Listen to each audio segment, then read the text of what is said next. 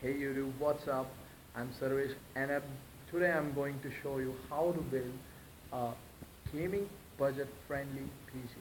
For that, in this particular video, the segment of videos yet to come, in this particular segment, I'm just about to show you what the board and processors basically you're going to need. So I've chosen 78 from asus and AMD FX 6300, that is also from AMD itself. So let's just begin. So here we got a box, Asus. I've just received it from Flipkart itself. So basically, I've chose this board because it is the most cheapest board out there, which supports AM3 plus CPUs, and yet it also gives USB 3.0.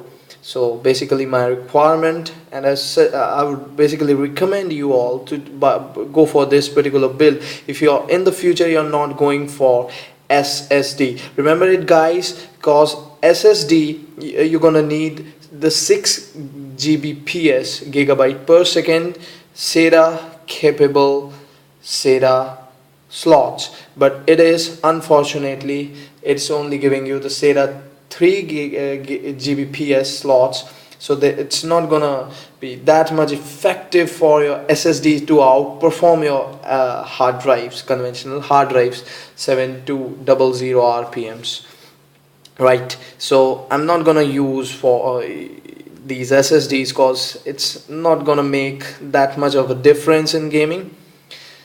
So it's also packaged with cool features. Asus is giving EPU energy saving, USB 3.0 I have already mentioned, anti-surge mode, core unlocker for overclocking it, and solid polymer capacitors from Asus. So here's the board. It basically sports here, it's written HDMI interfaces and USB 3.0. So all these audio output for 7.1, LAN, USB 2 I guess, VGA. Okay, here is HDMI. Have a closer look. Yeah, HDMI. Okay, here's the expansion slots, PCIe 2.0 16. So basically two expansion slots are there, SATA 3 Gbps, memory slots 4 of them for the RAM, your AM3 plus socket. So this is the board, along with it the user guide, the clampers, and two SATA 3 Gbps cable. That's basically, one is going to go for the hard drive and one is going to go for DVD writer or Blu-ray, whatever you are planning to buy, and the driver DVD in fact.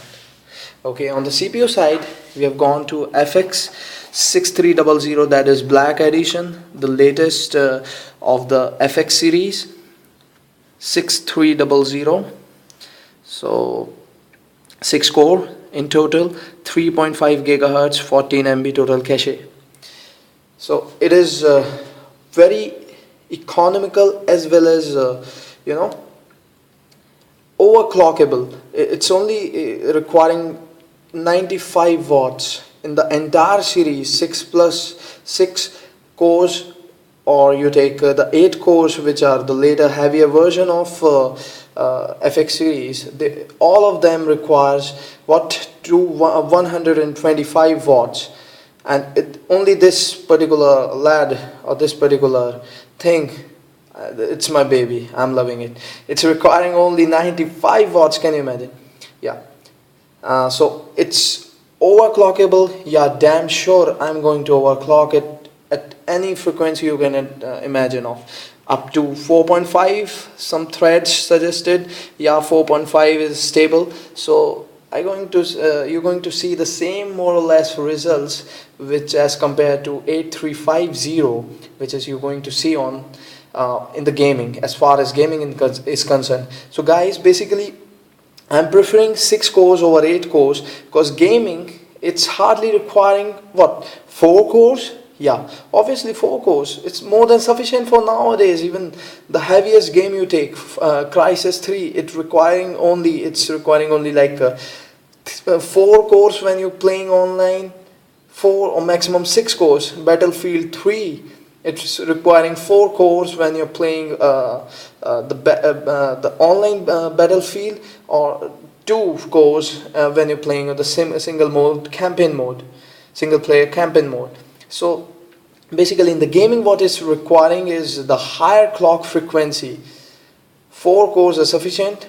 See, clock frequency 8350. I'm not going for 8350 because obviously it's heavier clock, more clock frequency is sporting of 4.5 gigahertz than 3.5 gigahertz of 6300. But at the same time I can overclock it to 4.50, and that's going to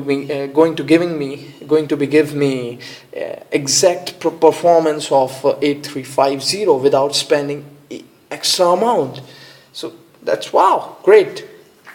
So along with it, here's our little lad, my baby. What's it? It's none other than the AMD CPU FX6300, 6 cores. This is the CPU fan along with the heat sinks and the clampers, and the quick installation guide from AMD.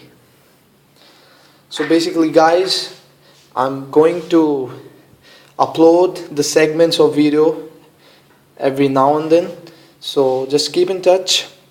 I've just started it to build, and here's the board and processor, and the GPU, and the cooler master cabinet, and all the PSU selection, and the performances of the Crysis 3 or the Battlefield 3, and more blockbuster games, our latest additions.